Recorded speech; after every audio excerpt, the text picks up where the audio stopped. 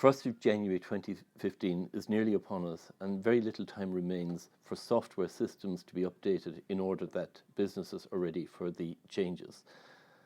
This represents one of the most fundamental changes to the European VAT system since the introduction of VAT. Finally, the basic principles of VAT at the place of consumption will be realised.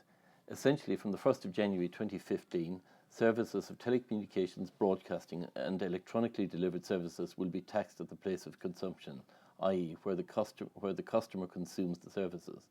This means businesses in the above sectors having to account for VAT in potentially all 28 EU member states, with current VAT rates ranging from 3% to 27%.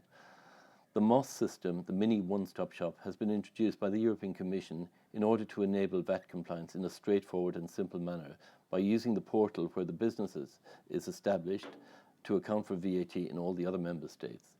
The MOS platforms are in operation currently and have been tested in advance to ensure that they will work as intended. The initial feedback is they are relatively straightforward to operate and should facilitate VAT compliance by businesses in the sector. The sector that will be impacted by these changes spans a whole range of services, particularly telcos, any sort of telecom services, broadcasting services to consumers, and electronically delivered services, which will include downloads of material, music and so forth, any sort of security system sort of thing, or essentially anything that can be delivered online, essentially with minimal human intervention.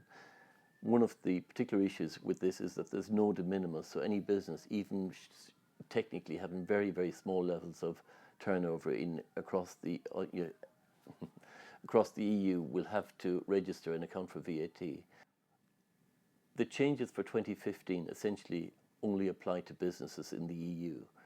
However, in 2003, non-EU businesses had a particular scheme. They had to register with effect in one member state and to comply with VAT across all where the consumers were in the member states concerned.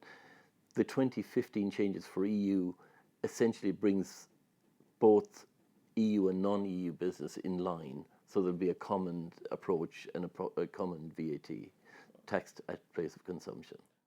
All businesses in this sector will have to apply VAT at the rate of consumption. They can use MOS. It's an option to use MOS because it facilitates, obviously, easy sort of enactment of VAT compliance across borders, whereas otherwise they would have to register separately in each member state and with the burden that would involve. Firstly, I think it should be understood that this is hugely important, not just for the EU countries, but also for every country with a VAT system. Countries particularly involved in introducing systems now for electronically provided services are South Africa, Norway, Japan, and several other countries are looking to see how this develops to apply the same principle.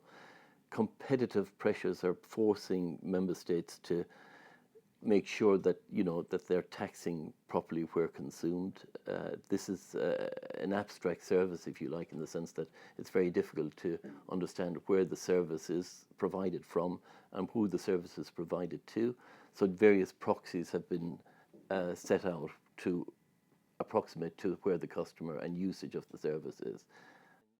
There is widespread confusion because a lot of businesses that we approach are saying, well, who are involved currently in selling goods cross-border, saying, well, we're waiting until the 2015 changes so that we can then facilitate. Of course, these changes have got nothing whatsoever to do currently with goods or services cross-border, The system, there's been no changes to the rules for those at this time.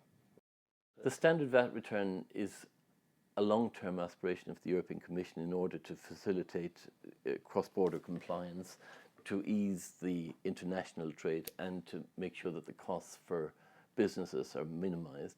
The problem with the standard VAT return is that the number of the fields of information required by different countries vary enormously, from probably 7 or 8 in certain countries to maybe up to 50 and 60 boxes in other countries.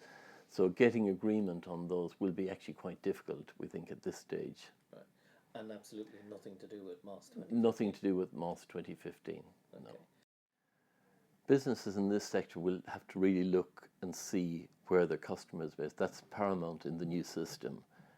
Whereas before, up to 2015, all they needed to do was to be worried or concerned about VAT in the member state of establishment. Going forward, they'll have to have systems to recognise where their customer is, who their customer is, and the taxable status of the customer. Also, really important to understand that the national rules for compliance doesn't in any way get changed by the MOS system or by the 2015 changes.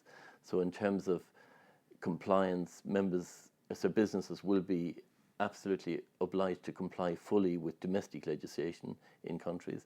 Also, failure to comply will result in sanctions applicable in those member states, and sometimes these can be fairly sort of strict, and it's really important that businesses understand that and are prepared for the changes coming.